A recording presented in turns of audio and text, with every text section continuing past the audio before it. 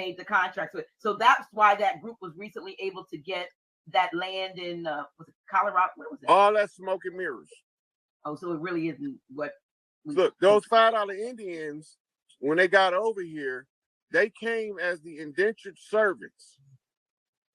They were originally prisoners of war from the Mongol Empire, war with the Romans, and the Huns, wars with the Romans, where they was taking slaves as spoils of war. They also brought some that come from what we call Hindustan, and they brought them over here. And this is the group we see doing all our rituals. The question is, how did they learn our rituals? What rituals are those? All of the dances, the things to do with the feathers, the peyote ceremonies. Oh, okay. Our rituals. And they have the powwows. Those folks having the yeah. Okay. But all that's our stuff. So when they was on the Trail of Tears, they was kicking the ones that looked like me and you off in the southern states.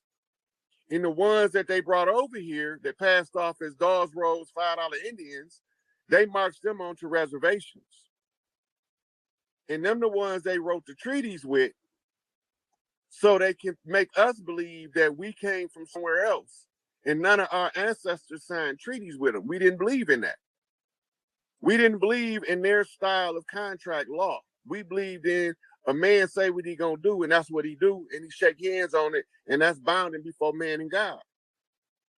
They needed the paperwork in order to keep us constantly recontracting with them with paperwork. That's why anything that you file with the system, whether you put them on notice, if you send them a legal form to put them on notice, you just made an adhesion contract recognizing their superior jurisdiction. Can you repeat that, please? I heard what you said, but can you say that again, please? Yeah. Anytime you file paperwork with them, any kind of legal forms, even if it's putting them on notice, you are agreeing to their superior jurisdiction over you in status. Nobody that is organic to the land, right, need to file any paperwork with anybody on the land because they from here. You organic to the land. You before a Native American. You before an Indian. You before all that shit. You before the Moors. But they don't want you to know it. So they scrambled this egg up in legalese. It's all tied up in the legalese, in the application of the law. And this is what Ty's been telling them for the longest. If you don't understand these legal terms, you wasting your time. How many times you heard him say that? Yeah. You're right about that. Yeah. I mean, I know that folks are trying to do things to at least make the declaration. But what you're saying is you don't have a problem with the proclamation of one. You're supposed to do it under our culture. It's done orally, and it's done in the public domain in an archivable format. Years ago, before the invaders came, when we had a public declaration to make, we used to have somebody called the city or the town clerk read it in the town square. Yeah, they would have, but they would read. Yep. Yeah. Because that's who you went to. That's what their job was, is to put in the public domain your declaration. That's why they used to read off childbirths. Such and such and such and such. Chief Littlehorn was born to so-and-so and such on this day and at this time. Right? Mm-hmm. And that's letting everybody know of the new births that's taking place in the community. And it's keeping the community tight-knit. This is all under the matriarchy.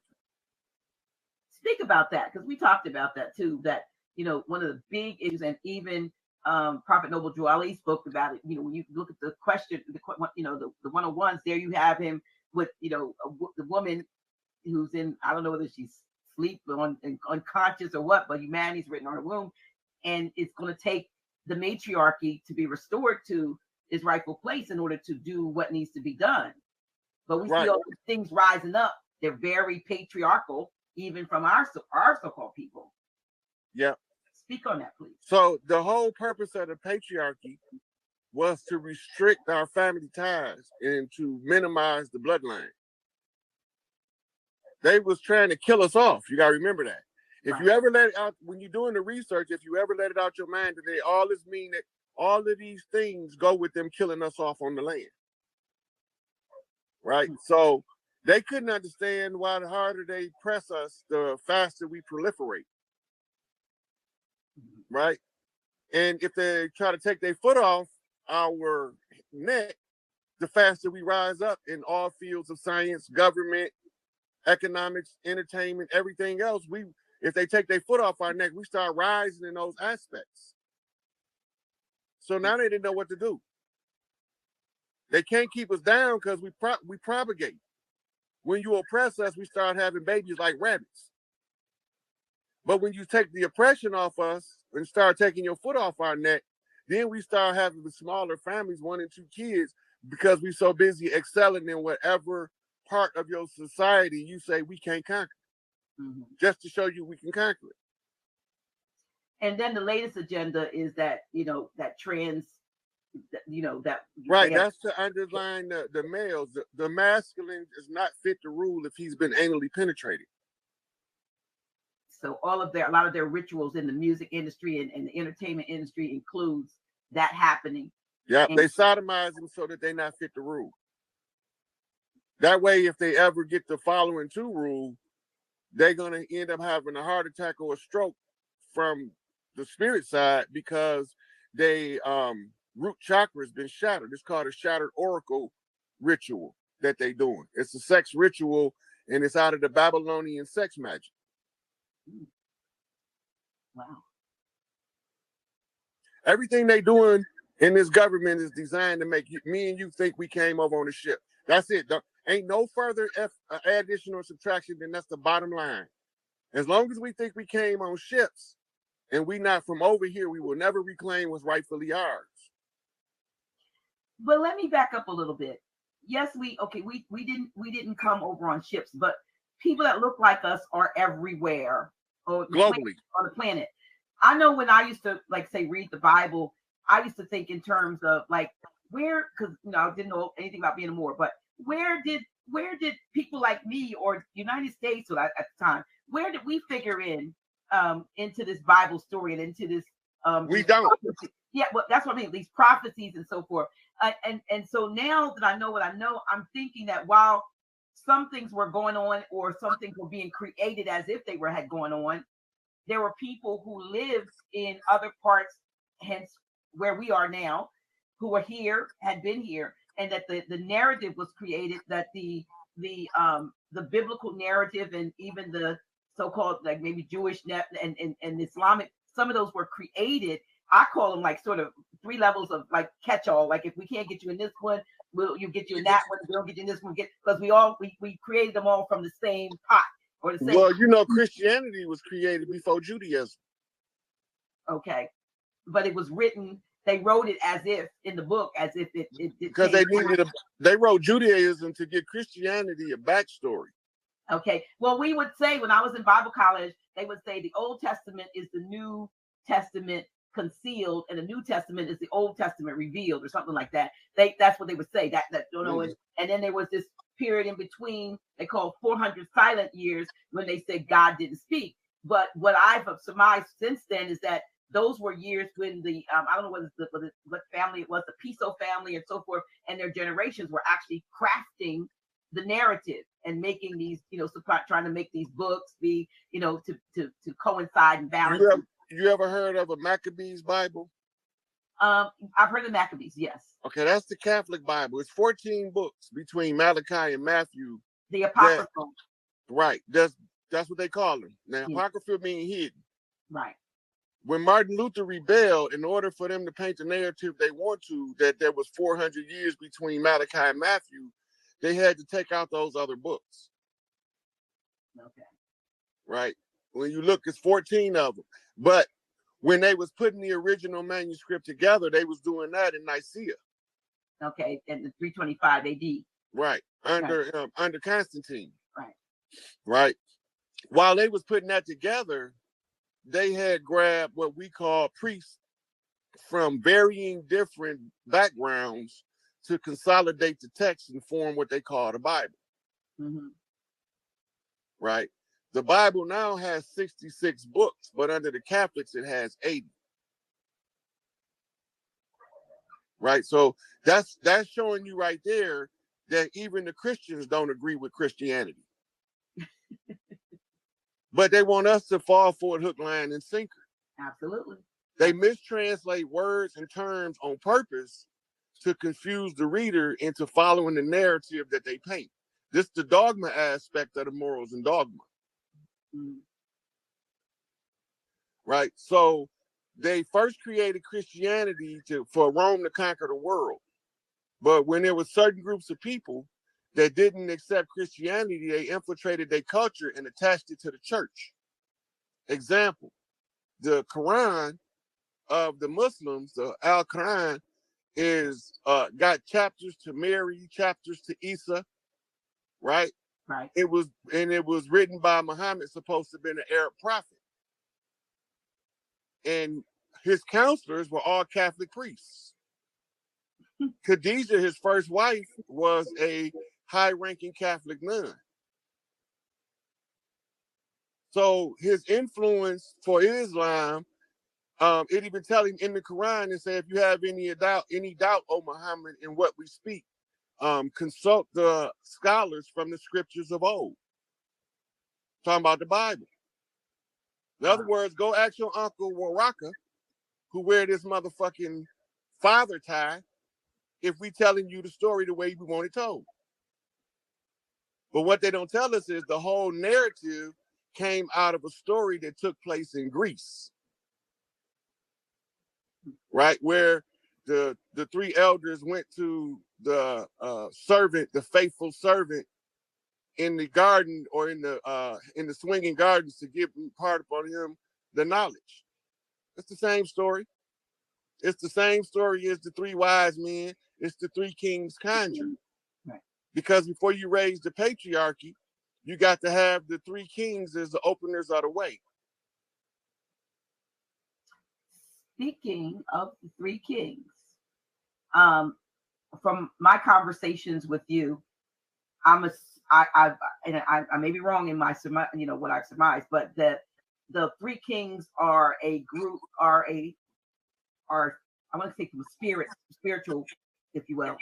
They come in different dispensations. Yeah. And at this time, the kings have been held, so to speak. The current incarnation of kings are ones who have been given a really, I guess, negative, press and right. And so that's all. Remember COINTELPRO. Mm-hmm. Stop the rise of any potential messiah who could incite the masses. Right? And they have a list in CIA documents and FBI documents of who these leaders was that they was concerned could incite the masses. Chicago, they took out at least 400 of our leaders from the land that had the potential to lead us out of this condition. Most of them they murdered, but the ones... Would these be like the so-called gang wars we thought? Yeah. So they telling us it's gang wars, but none of the gang leaders is at war. Mm-hmm. But they put their kids in there with our kids. Mm-hmm. And they kids don't act like our kids. Well, our children. But we're not gonna call them kids because those are baby goats. But I know what you mean. They put them together, but they've given them the narrative that we are at war, right? Is that why they're... No. I've been told by some, that live in Chicago that there were times and some OGs when there would be open rail cars on the tracks with guns and ammunition, or in alleys, guns and ammunition were like left there for them to, and then they get knowledge that it's there, like, yeah, so and so. And a lot of what they got because it was put there. Absolutely. The same in LA. Right. Right. They have right now, they be hitting the freights. That's what they call it, hitting the freights. Mm-hmm. They hit the freights. They're supposed to get stuff like TVs, radios, clothes. Now you hitting the freights and you're getting AK-47s, MAC-10s, 45s, 380s. You're getting Glock, Beretta. You're getting a smorgasbord of firearms. Mm-hmm. We don't make them. We don't make them. So how is it getting into the Claude Clegg said, whoever, whatever they is, let's try to find, because when we find all that common stuff, we start to realize that all the stuff we was divided on was decoys. All of the things that we using to stay divided is a decoy. It's like you want to go duck hunting and you go get you a string of decoy ducks and you throw them in the lake.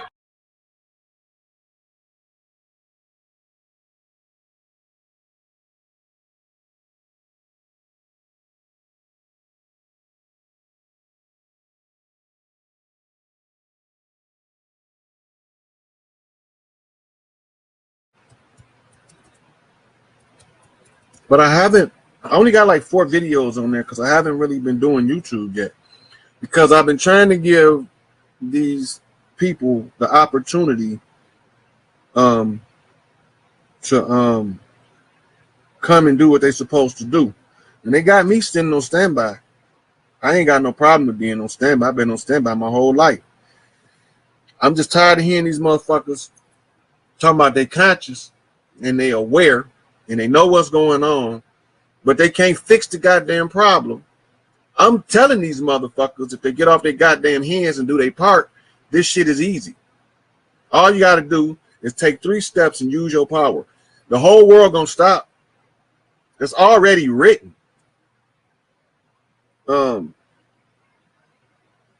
Yeah, that's it. That's it.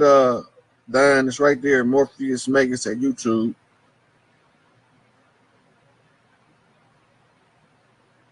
Yeah, right now I'm trying to get off all social media. I'm trying to get into a more practical reality of putting these sisters together. So once they gotta meet, right?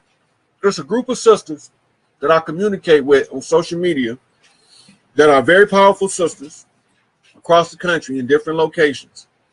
And they all got a role to play in the rebuild structure. In the structure for the rebuild, when they all do their part, it worked like, it's like putting the dream team together. Every one of them loving, beautiful, kind-hearted women that want to see this shit stop. That's sincere, and they doing their part, you know, like Portia helped me do my research, and if I need her to look something up, she's my personal research assistant. And Aisha, she in California, but she has to run the Department of Education or the Rites of Passage programs, because we're going to get out of the Western concept of 4 walls, trap your mind, slow your child's brain down education, and we're going to get back into the God mind training, where we try to speed the brain up to grasp information faster. You're teaching them with the wrong structure. So a baby is born with no knowledge. And when we start teaching them, you're supposed to teach them building blocks, colors, shapes, alphabet. But when they get into really learning, then the next thing after the alphabet, you teach them phonics.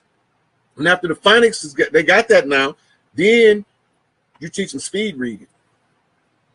And once they can use the phonics to speed read, then you give them the biggest dictionary, the most comprehensive dictionary of the English language that you can if you're in England or America or English-speaking country. Whatever country you're in, it's the same principles apply. Once they learn speed reading, you give them the dictionary, the most exhaustive dictionary in that language, and you run them through that for about a year. Read the entire book over and over for about a year. Don't try to memorize it, just read it.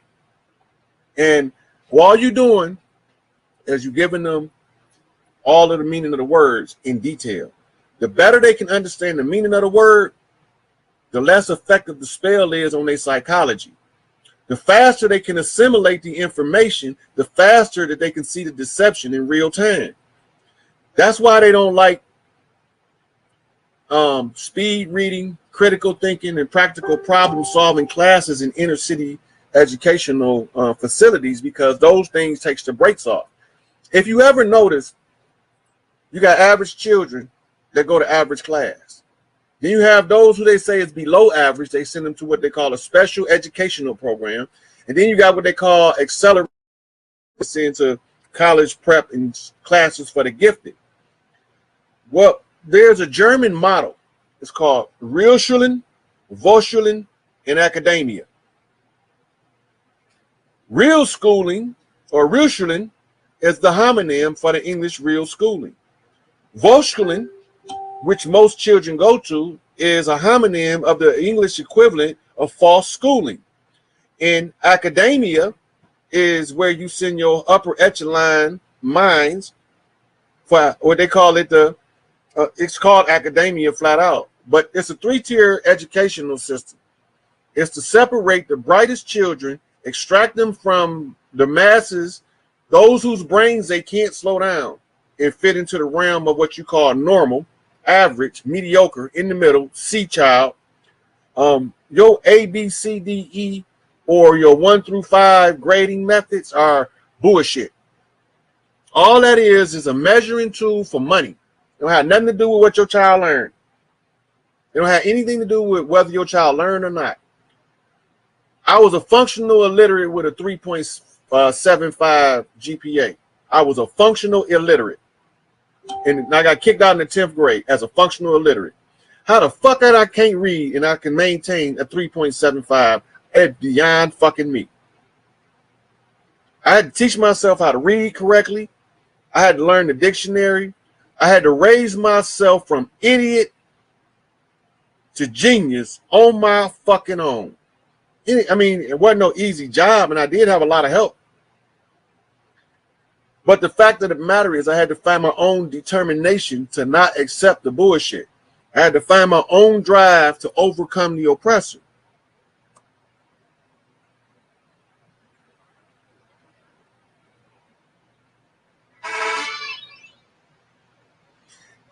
Yeah, Don, I got a couple of sisters down in ATL.